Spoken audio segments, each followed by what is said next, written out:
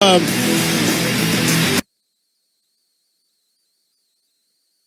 they've got some heavy list of people involved in this, including Metallica, Korn, Ann Wilson, Duff McKagan, Corey Taylor, Billy Corgan.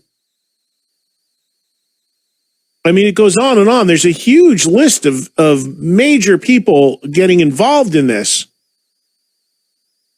You know what the interesting one is? What's that? That they have, it's not just like Ann Wilson, comma, Nancy Wilson. It says Ann and Nancy Wilson. Well, they're back together as a band. But have they performed anything together recently? I don't know, but they're listed on separate lines. By the way, this is courtesy of Blabbermouth that I'm looking at. But I'm seeing Nancy Wilson and Ann Wilson listed separately. Shooter Jennings, Chris Novoselic, Taylor Hawkins, Mastodon. I mean, major acts here involved in this thing. The stream will be available to the public for the first time. The goal is to raise $1 million to support the museum in this difficult time. So I'll get this up on my site too. But here's what's interesting about this. Beyond the fact that it's very cool and it's being done for another great cause and it's being done to honor Alice in Chains. Here's what's really cool about this. If you look really in the fine print, you know who's doing this? Chris DeGarmo. And that it would be of great interest to my audience because Chris DeGarmo is like the unicorn, seeing a unicorn of hard rock. Because for people that don't know, Chris DeGarmo was a huge part of Queensryche. He was in the band for a long time as a guitarist and a chief songwriter. He wrote Silent Lucidity, among other things. And then Chris DeGarmo left the band and was the first guy to leave the band. He left the band before all the drama, before the stuff with Jeff Tate and before, Scott Rockenfield went MIA and before Todd Latore came in and before all the other drama. DeGarmo got out ahead of everyone and just seemingly left the music industry. And the only artist that he played with and has popped up with is he was on a Jerry Cantrell solo record. And he also, I believe, played on the last Alice in Chains record on one song. So he has a connection, and obviously Queensryche do, being from the same areas of Alice in Chains, but he obviously has a friendship and connection to Cantrell and Alice in Chains. So he is making what is, I think, an incredibly rare public appearance and performance as part of this tribute to Alice in Chains on December 2nd. That's a significant thing, I think, and I know for a fact, I'm sure people listening would find that of great interest also. Because he's not done anything on record publicly in terms of performance.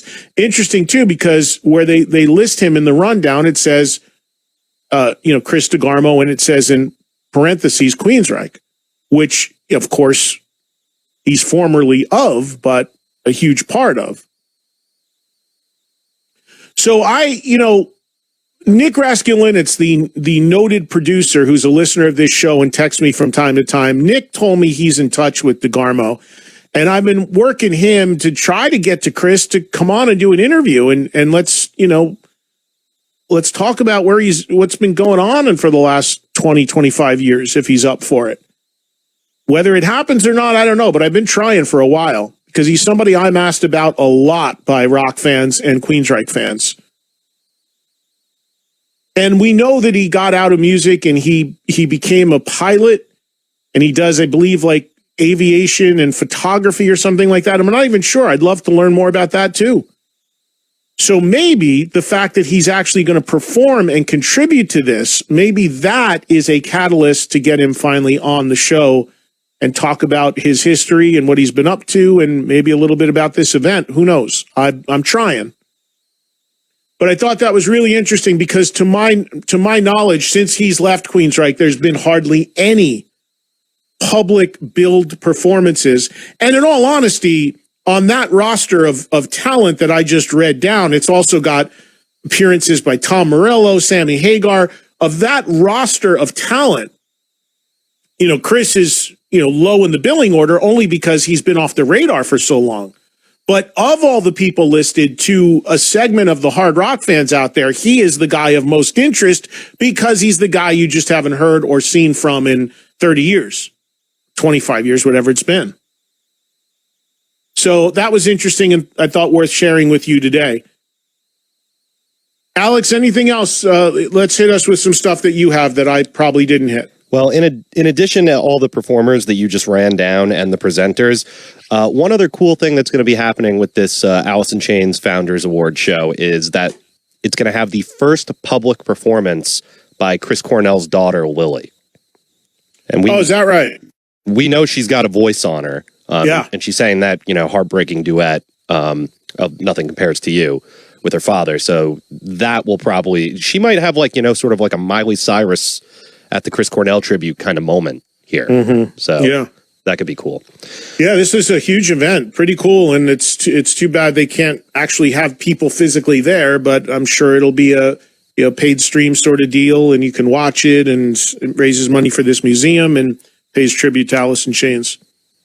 I'll see about, there's a little time before this actually happens. So let me see, maybe we can get, I know Inez best in that band, but maybe we can get somebody on this show too and talk a little bit more about it. But I'd love to get DeGarmo on, and I hope he'd be willing to do it. We'll see. All right. So Pantera are going to have their own craft beer soon, thanks to Texas Ale Project. They are going to be releasing the Pantera Golden Ale on March 1st of 2021. It is brewed with Cascade and Citra hops. It's 5.4% alcohol by volume, so it's not light in any case. It's also not one of those crazy IPAs that are 10% booze. So Pantera, notorious drinkers, are being honored in their home state with their own beer, and you can pre-order it now.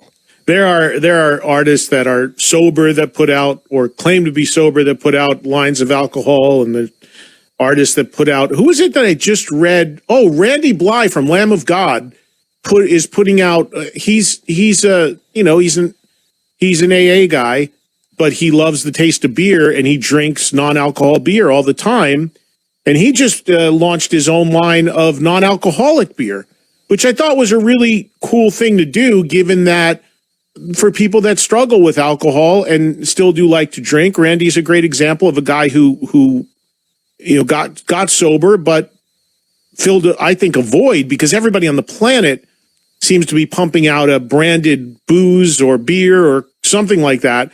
So we're having Randy having done that for people who are alcoholics and still want to taste a beer. I thought that was a really good spin on it. But look, a Pantera branded beer, yes, we all know that.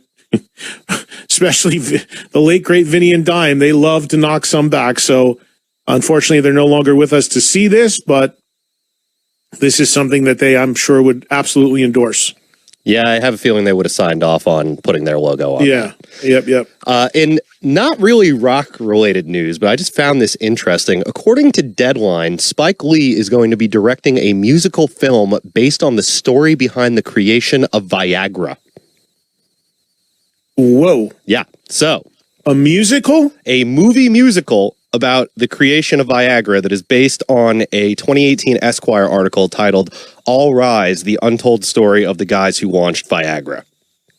Well, I would be really interested in that as a documentary, because I love documentaries, and any development of any sort of game-changing pharmaceuticals, I guess, would be interesting. But I don't know if I need to see people singing and dancing around that. I think it's going to be funny. I'm not quite sure, I think this has some Book of Mormon potential. Man, it's amazing. I can't find a home for that metal show, but Spike Lee can get a musical on Viagra greenlit. I mean, the song titles write themselves, Are there song titles in there, Alex? No, they haven't, but I could just come up with a couple really gross. Would you like to give the audience one? No, not after You my gonna whole save crush. Not after my crushed dicks thing yesterday. I think I'm good. In related news, go back to yesterday's show for Alex's slip. Yep. Good